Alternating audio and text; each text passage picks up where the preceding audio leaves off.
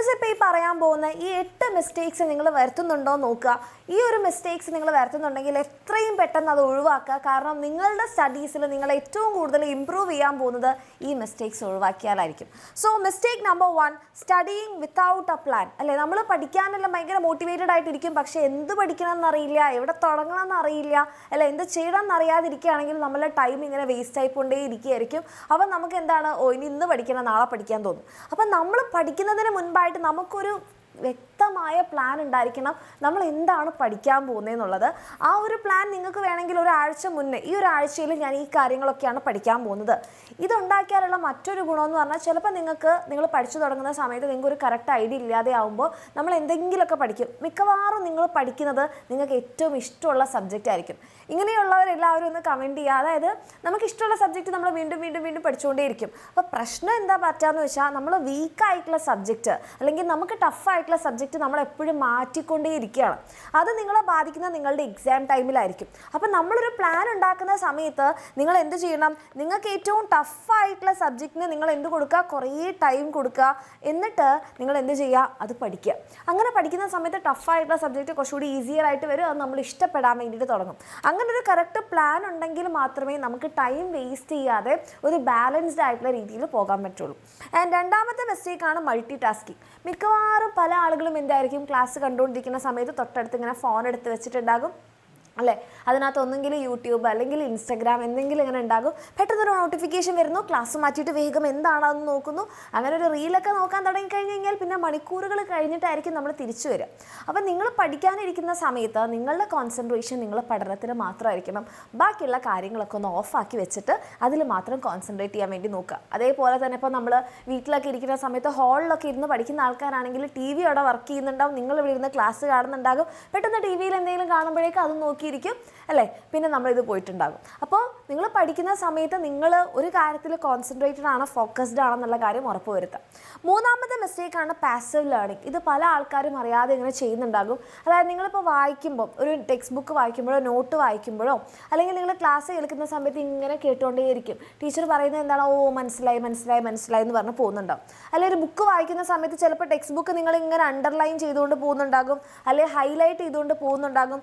പക്ഷേ അത് നിങ്ങളുടെ ബ്രെയിനിനെ ആക്റ്റീവാക്കി നിർത്തുന്നില്ല. കുറച്ച് കഴിഞ്ഞ് നിങ്ങളോട് ചോദിക്കുകയാണ് നിങ്ങളിപ്പോൾ എന്താണ് വായിച്ചതെന്ന് ചോദിച്ചു കഴിഞ്ഞാൽ നിങ്ങൾക്കൊന്നും ഓർമ്മയുണ്ടാവില്ല. പകരം നിങ്ങളുടെ ലേണിംഗ് എന്താക്കി മാറ്റുക, ആക്റ്റീവാക്കി മാറ്റുക. അതിന് വേണ്ടിയിട്ട് നിങ്ങൾ എന്ത് ചെയ്യുക, ഇപ്പോൾ ക്ലാസ് കേട്ടുകൊണ്ടിരിക്കുകയാണെന്നുണ്ടെങ്കിൽ അതിൻ്റെ ലെക്ചർ നോട്ട് എഴുതിക്കൊണ്ടിരിക്കുക. ഓക്കെ, ഇനി നിങ്ങൾ വായിച്ചുകൊണ്ടിരിക്കുകയാണെങ്കിൽ ഒരു പാരഗ്രാഫ് വായിച്ചതിന് ശേഷം നിങ്ങൾ എന്താണ് അതിൽ വായിച്ചതെന്നുള്ള ഇമ്പോർട്ടൻറ്റ് പോയിൻറ്റ്സ് നോട്ട് ചെയ്ത് വെക്കുക. അങ്ങനെ ആകുമ്പോൾ ലേണിംഗ് കുറച്ചുകൂടി ഇൻട്രസ്റ്റിംഗ് ആവുകയും ചെയ്യും, നിങ്ങൾ പഠിച്ചത് മറക്കുകയില്ല. ആൻഡ് നാലാമത്തെ മിസ്റ്റേക്കാണ് നോട്ട് ടേക്കിംഗ് ഇനഫ് ബ്രേക്ക്. അതായത് നിങ്ങളിപ്പോൾ പല ആൾക്കാരും ഇങ്ങനെ കണ്ടിന്യൂസ് ആയിട്ടിരുന്ന് പഠിക്കുന്ന പല ചാലഞ്ചുകൾ ചെയ്യുന്നുണ്ടാകും, അല്ലെ 10 മണിക്കൂർ സ്റ്റഡി ചാലഞ്ച് എന്നൊക്കെ പറഞ്ഞിട്ട് ചെയ്യുന്നുണ്ടാകും.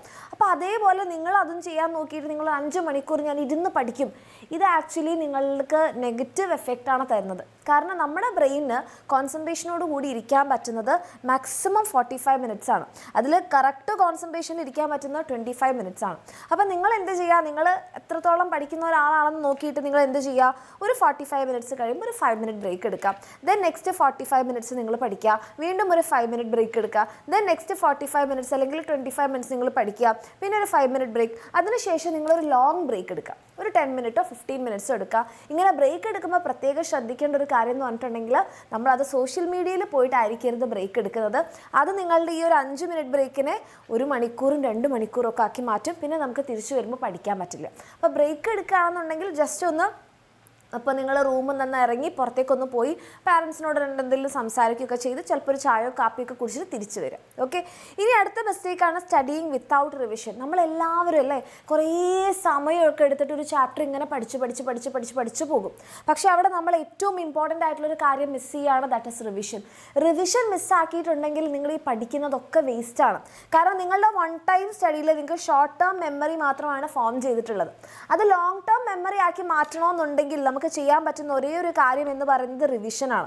അപ്പോൾ നമ്മളുടെ എക്സാം വിന്നറിൻ്റെ അഗ്നി ബാച്ചിലായിക്കോട്ടെ, നമ്മുടെ +1 അഗ്നി ബാച്ചിലായാലും നമ്മുടെ ഒരേ ബാച്ചിലൊക്കെ നമ്മൾ എന്താ ചെയ്യണമെന്ന് വെച്ചാൽ ഏറ്റവും എഫക്റ്റീവായിട്ട് ഏറ്റവും ക്ലിയർ ആയിട്ട് കോൺസെപ്റ്റ്സ് നമ്മൾ ക്ലാസ് എടുത്ത് നമ്മൾ മുന്നോട്ട് പോയിക്കൊണ്ടിരിക്കുകയാണ്.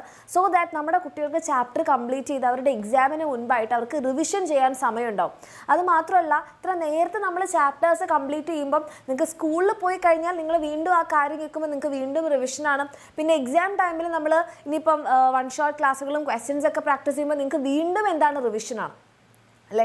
അപ്പോൾ നിങ്ങളുടെ മെമ്മറി എപ്പോഴും സ്ട്രോങ് ആയിട്ട് തന്നെ ഉണ്ടാകും. അപ്പോൾ ഇതേ രീതിയിൽ എൻ്റെ കുട്ടികൾക്ക് പഠിക്കണം എന്ന ആഗ്രഹം ഉണ്ടെങ്കിൽ നിങ്ങൾക്ക് താഴെ കാണുന്ന നമ്പറിൽ മെസ്സേജ് ചെയ്യാം. നമ്മുടെ ബാച്ചിൽ അഡ്മിഷൻ എടുക്കാം. നമ്മുടെ അഗ്നി ബാച്ചിലായിക്കോട്ടെ, നമ്മുടെ നീറ്റിൻ്റെ പൃഥ്വി ബാച്ചിലായാലും നിങ്ങൾക്ക് അഡ്മിഷൻ എടുക്കാം. കംപ്ലീറ്റ് ചാപ്റ്റേഴ്സ് നമ്മൾ ലൈവ് ക്ലാസ്സിലാണ് പഠിപ്പിക്കുന്നത്.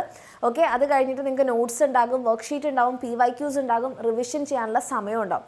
ലേറ്റ് ആയി കഴിഞ്ഞാൽ ഈ പറയുന്ന റിവിഷൻ ആയിരിക്കും നിങ്ങൾ മിസ് ചെയ്യാൻ പോകുന്നത്. സോ താല്പര്യമുള്ള മക്കൾ താഴെ കാണുന്ന നമ്പറിൽ മെസ്സേജ് ചെയ്യാം. ഇനി അടുത്തതാണ് ഇങ്ങനെ മെസ്സി റൂം എന്ന് പറഞ്ഞിട്ടുണ്ടെങ്കിൽ ഭയങ്കര ക്ലട്ടേർഡായിട്ട് ഫുൾ അവിടെ ഇവിടെ സാധനങ്ങളൊക്കെ വലിച്ചു വാരി കിടക്കുന്ന സമയത്ത് നമ്മൾക്കൊരിക്കലും നമ്മുടെ മൈൻഡിനെ കോൺസെൻട്രേറ്റ് ചെയ്യാൻ പറ്റില്ല. ഓക്കെ, ജനറലി മെജോറിറ്റി ആൾക്കാരുടെ കാര്യമാണ് മിസ് പറയുന്നത്. അപ്പോൾ ചിലപ്പോൾ നിങ്ങളുടെ റൂം ഒന്ന് ക്ലീൻ ചെയ്യാൻ അല്ലെങ്കിൽ നിങ്ങളുടെ സ്റ്റഡി ടേബിൾ ഒന്ന് ക്ലീൻ ചെയ്യാൻ ഒരു 10 മിനിറ്റ് എടുക്കുമായിരിക്കും. പക്ഷേ 10 മിനിറ്റ് എടുത്താലും കുഴപ്പമില്ല. നിങ്ങൾ എന്ത് ചെയ്യുക, നിങ്ങളുടെ സ്റ്റഡി ടേബിൾ ഓർഗനൈസ്ഡ് ആയിട്ട് ഒരു വൃത്തിയുള്ള എൻവയൺമെൻറ്റിൽ ഇരുന്ന് പഠിക്കുക. അത് നിങ്ങളുടെ സ്റ്റഡീസിനെ ബൂസ്റ്റ് ചെയ്യും. ദെൻ അടുത്ത മിസ്റ്റേക്കാണ് നോട്ട് ക്ലിയറിങ് യുവർ ഡൗട്ട്സ്. അതായത് നമ്മൾക്ക് പഠിച്ചുകൊണ്ടിരിക്കുന്ന സമയത്ത് നമുക്ക് എന്തുണ്ടാകും, പല സംശയങ്ങളുണ്ടാകും. അപ്പോൾ ആ സംശയങ്ങൾ നിങ്ങൾ ക്ലിയർ ചെയ്യാതെയാണ് പോകുന്നതെന്നുണ്ടെങ്കിൽ അതിങ്ങനെ നമ്മളുടെ കോൺസെപ്റ്റ് ക്ലിയർ ആക്കി പഠിക്കുന്നതിൽ നിന്ന് നമ്മളെ ഒരു ബാരിയറായിട്ട് നിൽക്കും. അപ്പോൾ എപ്പോഴും എന്ത് ചെയ്യുക, നിങ്ങൾക്ക് സംശയം ഉണ്ടെങ്കിൽ അത് ക്ലാസ്സിൽ തന്നെ ക്ലിയർ ചെയ്ത് പോവാം. ഇപ്പോൾ നമ്മളുടെ എക്സാമിനറിൻ്റെ ക്ലാസ്സിലൊക്കെ നമ്മൾ ലൈവ് ക്ലാസ് ആണ്. അപ്പോൾ നമ്മളെപ്പോഴും പറയാറുണ്ട് നിങ്ങളുടെ ഡൗട്ട്സ് നിങ്ങൾ ആ ക്ലാസ്സിൽ വെച്ച് തന്നെ ക്ലിയർ ചെയ്ത് പോവാം.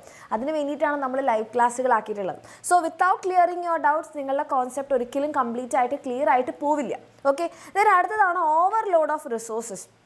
നമ്മുടെ കുട്ടികൾ എപ്പോഴും ചെയ്യുന്നൊരു കാര്യം, പ്രത്യേകിച്ച് നീറ്റിനൊക്കെ പഠിക്കുന്ന ഒരു മക്കളാണെന്നുണ്ടെങ്കിൽ പല സ്ഥലങ്ങളിൽ നിന്ന് പല ബുക്സുകൾ കേൾക്കുന്നുണ്ടാവും. അപ്പം നമ്മുടെ ആഗ്രഹം എന്താണ്, നീറ്റിൽ റാങ്ക് വാങ്ങിക്കണം. അപ്പോൾ റാങ്ക് വാങ്ങിക്കാൻ ഈ ബുക്ക് വേണം, റാങ്ക് വാങ്ങിക്കാൻ ആ ബുക്ക് വേണം, ഇത് പഠിച്ചു കഴിഞ്ഞാൽ ഫുള്ള് മാർക്ക് ഉറപ്പ്, ഫുൾ റാങ്ക് കിട്ടും എന്നൊക്കെ കണ്ട് നമ്മൾ പല ബുക്സ് വാങ്ങിച്ചു കൂട്ടും. അങ്ങനെ പല ബുക്സ് വാങ്ങിച്ചു കൂട്ടുമ്പോൾ ഒരു പ്രശ്നം എന്താണെന്ന് വെച്ച് കഴിഞ്ഞാൽ നമുക്ക് ഒന്നും പഠിച്ചു തീരില്ല. ആകെ നമ്മളുടെ കോൺഫിഡൻസ് പോവുകയും ചെയ്യും. നമ്മൾ പഠിക്കേണ്ടത് പഠിച്ചിട്ടും ഉണ്ടാവില്ല. അപ്പം നിങ്ങളൊരു നീറ്റ് പഠിക്കുന്ന ഒരു കുട്ടീനെ സംബന്ധിച്ചിടത്തോളം നിങ്ങൾ ഫോക്കസ് ചെയ്യേണ്ടത് NCERT ടെക്സ്റ്റ് ബുക്കാണ്. NCERTയിൽ നിങ്ങൾ ഫിസിക്സ്, കെമിസ്ട്രി, ബയോളജി, ഇതാണ് നിങ്ങളുടെ ഏറ്റവും ഇമ്പോർട്ടൻ്റ് ആയിട്ടുള്ള ബുക്സ്. നിങ്ങളിപ്പം ഒരു കോച്ചിങ്ങിനും കാര്യങ്ങളൊന്നും പോകുന്നില്ലെങ്കിൽ നിങ്ങൾ എന്ത് ചെയ്യുക, നിങ്ങളുടെ NCERT സ്ട്രോങ് ആക്കുക. അതിനുശേഷം PYQs നല്ല രീതിയിൽ പ്രാക്ടീസ് ചെയ്യുക. ദെൻ നിങ്ങൾക്ക് സമയമുണ്ടെങ്കിൽ മോർ ക്വസ്റ്റ്യൻസ് പ്രാക്ടീസ് ചെയ്യുക. അപ്പോൾ അതല്ല നിങ്ങൾ നമ്മളുടെ എക്സാമിനറിൻ്റെ പൃഥ്വി ബാച്ചിൽ അങ്ങനെ ഏതെങ്കിലും ബാച്ചിലൊക്കെ ഉണ്ടെന്നുണ്ടെങ്കിൽ നിങ്ങൾ ഒന്നും പേടിക്കേണ്ട. നിങ്ങൾ കംപ്ലീറ്റ് NCERT നമ്മൾ കവർ ചെയ്ത് എന്തെങ്കിലും നോളജ് നിങ്ങൾക്ക് എക്സ്ട്രാ ആയിട്ട് വേണമെന്നുണ്ടെങ്കിൽ അത് നമ്മളെ നീറ്റിൻ്റെ സെഷനിലും കവർ ചെയ്ത് PYQസും ക്വസ്റ്റ്യൻസും ഒക്കെ ചെയ്തിട്ടാണ് നമ്മൾ മുന്നോട്ട് പോകുന്നത്. അപ്പോൾ ഈ കാര്യങ്ങൾ അല്ലെങ്കിൽ ഈ മിസ്റ്റേക്സ് നിങ്ങൾ ഒഴിവാക്കി കഴിഞ്ഞ് കഴിഞ്ഞാൽ നിങ്ങൾക്ക് തീർച്ചയായിട്ടും നിങ്ങളുടെ സ്റ്റഡീസിൽ നല്ല ഇമ്പ്രൂവ്മെൻറ്റ് ഉണ്ടാകാൻ പറ്റും. അത് നിങ്ങൾക്ക് തോന്നുന്നുണ്ടെങ്കിൽ ഒരു കമൻറ്റ് ചെയ്തിട്ട് പോവാം. ഓക്കെ, ആൻഡ് നിങ്ങൾക്ക് യൂസ്ഫുൾ ആയെങ്കിൽ തീർച്ചയായിട്ടും ഷെയർ ചെയ്യാം. അതുപോലെ തന്നെ ഇതേപോലെ ഒത്തിരി യൂസ്ഫുൾ ആയിട്ടുള്ള വീഡിയോസ് നമ്മുടെ നീറ്റിൻ്റെ ചാനലിൽ വരുന്നുണ്ട്. നിങ്ങൾ ആ നീറ്റിൻ്റെ ചാനൽ സബ്സ്ക്രൈബ് ചെയ്തിട്ടില്ലേ തീർച്ചയായിട്ടും സബ്സ്ക്രൈബ് ചെയ്യുക. നെക്സ്റ്റ് ഒരു വീഡിയോയിൽ കാണാം. Thank you.